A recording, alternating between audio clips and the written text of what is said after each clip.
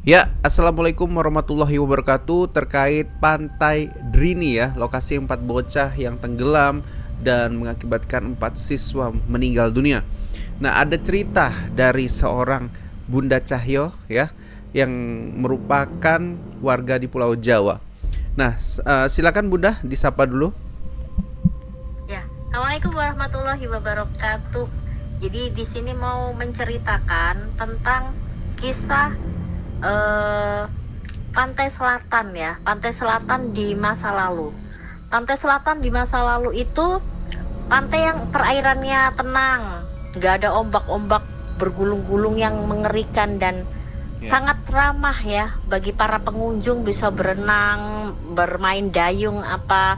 Itu karena pantai selatan di masa lalu itu diayomi atau dijaga penguasa gitu ya, penguasa laut yaitu Raja Naga yang punya anak si ular biru.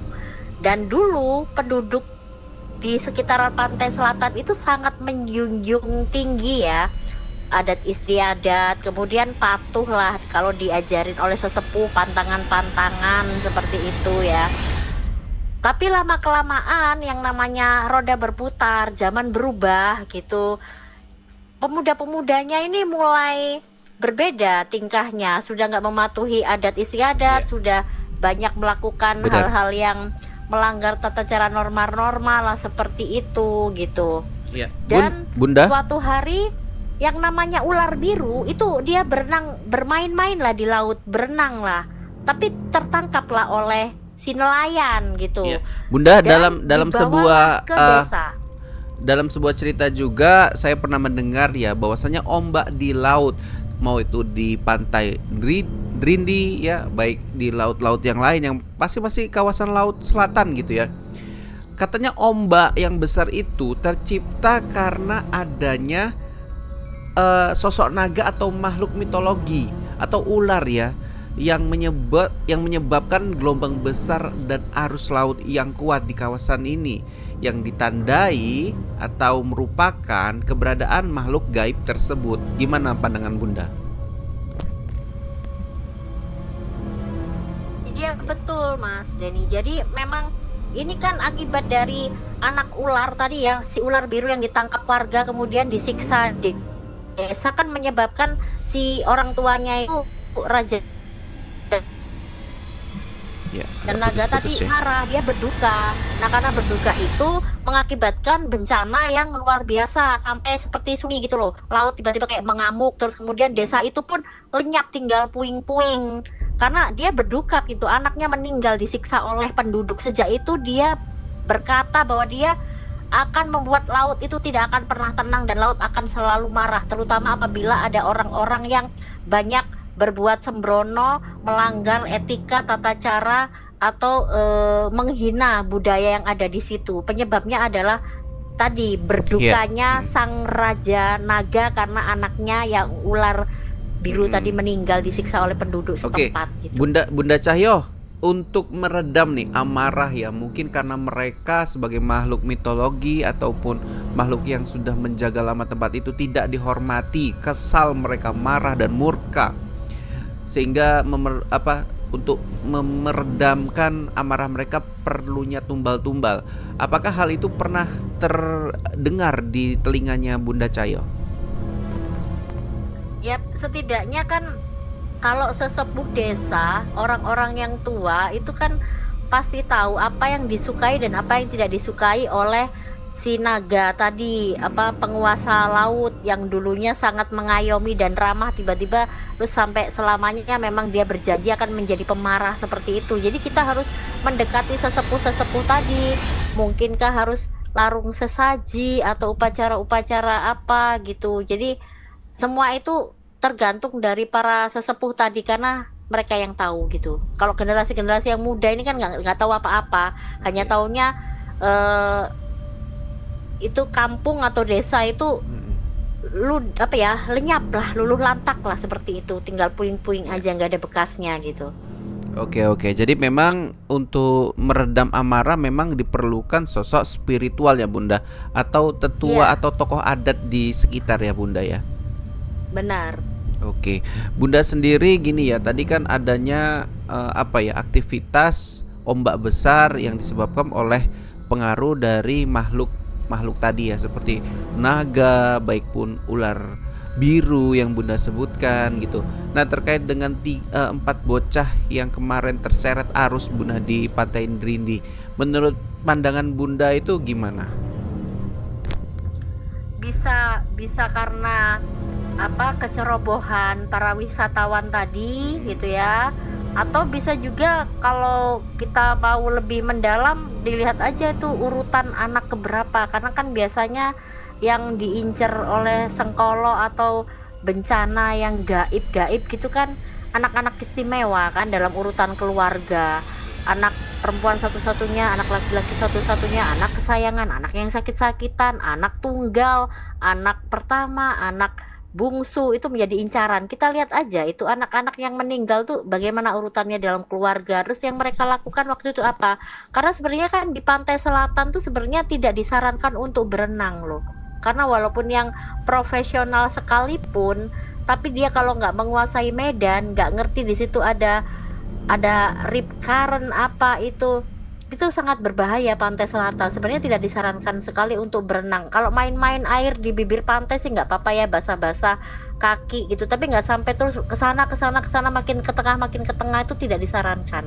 Itu Oke. karena yang dulu pernah terjadi aja, ada padepokan Kanoragan gitu ya, seingat saya namanya Suhuyes atau apa itu kan, waktu itu kayak pelantikan gitu ya, pelantikan atau kenaikan tingkat gitu. Itu mereka orang-orang sakti loh, tapi ya lenyap juga di pantai selatan gitu. Jadi nggak bisa dibuat main-main, apalagi yang ilmu berenangnya itu nggak apa ya, masih ceketer gitu tuh bahaya. Oke. Oke, memang Laut Selatan ini banyak apa ya Bunda, memberitakan hal-hal yang tidak sedap ya sebetulnya terkait dengan kecelakaan-kecelakaan yang banyak terjadi di sana ya. Iya Banyak benar. banyak Banyak pantangan, dan pantangan. kadang-kadang itu yang malah dilanggar gitu. Sudah tahu itu pantangan, kenapa dilanggar, kenapa sembrono, kayak seolah-olah nggak menghargai adat istiadat setempat gitu. Ya ini kalau saya pernah mendengar ya Bunda, kaitannya dengan ilmu gaib nih, ya beberapa pencak silat yang mendalami ilmu kebatinan atau tenaga dalam diyakini bisa mendapatkan kekuatan dari Laut Selatan nih Bunda. Tetapi ada yang percaya bahwa ada harga yang harus dibayar gitu loh. Berarti mereka Iya. melakukan ritual itu untuk mendapatkan ya ilmu kebatinan atau tenaga dalam dari alam atau Laut Selatan tersebut Bunda. Iya Cuman betul. Cuman yang kan harus semua dibayar itu juga nggak murah dibutuhkan ya, hati bahkan yang baik. bahkan nyawa bisa jadi taruhannya gitu loh. Betul. Iya. Iya. Karena kan memang kalau nggak dilandasi oleh hati dan niat yang baik, gaib itu tahu loh orang baik sama orang nggak baik. Jadi kalau yang nggak baik ya nggak akan diampuni gitu. Katakan kalau misalnya sama-sama tenggelam, sama-sama terseret ombak, biasanya yang berhati baik itu masih terselamatkan, biasanya begitu. Oke, jadi tergantung di dalam diri ya Bun ya, bagaimana Ya, eh, apa perasaan hatinya atau bersih apa, hatinya gitu ya. Oke ya. hatinya bersih apa. Oke, yang penting yang paling utama adalah pantangan menggunakan pakaian hijau ya. Pakaian Mudah-mudahan hijau, dan sebenarnya dilarang berenang loh, sebenarnya dilarang berenang. yang ya mudah-mudahan para korban yang menjadi apa ya di insiden kemarin, mudah-mudahan tidak ada yang pakai baju hijau. Mungkin salah satu pun membawa kain berwarna hijau bisa menjadi suatu pertanda ya Bun ya. Bisa memancing ya. Bisa banget. Jadi bukan hanya pakaian hijau yang terlihat, pakaian dalam pun kalau hijau bisa kok. Itu terbukti memang seperti itu pantai selatan dimanapun, mau Oke. pantai selatan yang di Jawa Tengah ataupun pantai selatan yang di Jawa Timur seperti pantai Popoh gitu ya, itu bisa. Pokoknya pantai, jangan atribut apapun yang berwarna hijau, Iya, jenis hijau oke. apapun, termasuk pakaian Iya. dalam. Oke. Yang pasti kita harus paham ya bahwasanya Laut Selatan itu gelombang dan arusnya itu kuat ya. Memang Ya, dikenal dari dulu memang memiliki ombak yang menjadi penyebab banyaknya kecelakaan termasuk bagi para pesilat juga para siswa yang kemarin berenang di sana ya Bun ya. iya memang. Jadi kita juga harus tahu BMKG kan juga sudah Hmm. banyak memberikan kayak teori-teori gitu Iya. ya, namanya rip current, kemudian pusaran di bawah air, Iya. arus kuat, kemudian perubahan warna di laut tuh kita harus kenali benar. Namanya Iya. kita ke pantai, kita harus mempelajari kira-kira bahayanya apa. Sama seperti kalau kita ke gunung, ke goa, Hmm. kemanapun, kita harus tahu bahaya-bahayanya apa yang harus dihindari. Itu yang Oke. terutama, nggak kita asal jadi turis terus asik-asik aja. Karena Oke, ini baik. Bumi Nusantara ya. Bumi Nusantara Baik, itu Bunda. kental dengan leluhur, mistis dan sebagainya. Kita jangan sembrono gitu. Walaupun Oke. kita tergolong orang modern, kita harus paham itu. Oke.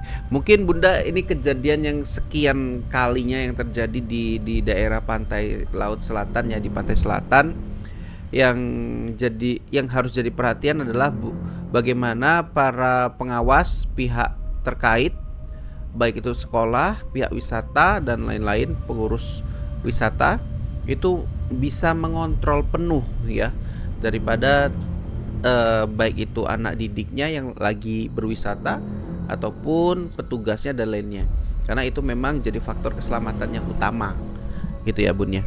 Oke, mungkin sampai sini Ya, dulu dan Bun penjelasan panjenengan terkait ular raksasa yang ada di Laut Kidul ataupun ada di Gunung Kidul ya, yang pasti peranannya dalam hal gaib yang tadi Bunda sudah jelaskan. Sampai sini dulu Bun, ada yang mau disampaikan?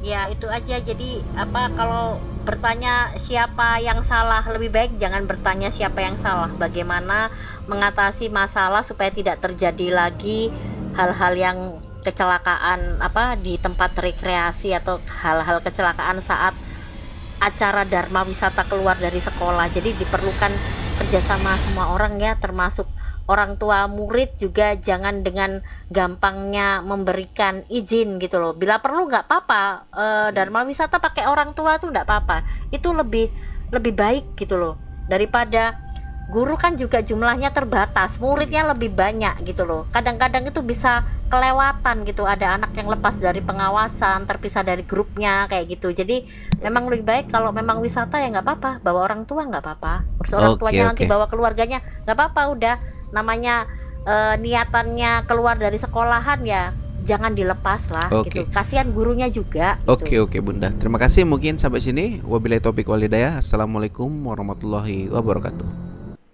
Waalaikumsalam.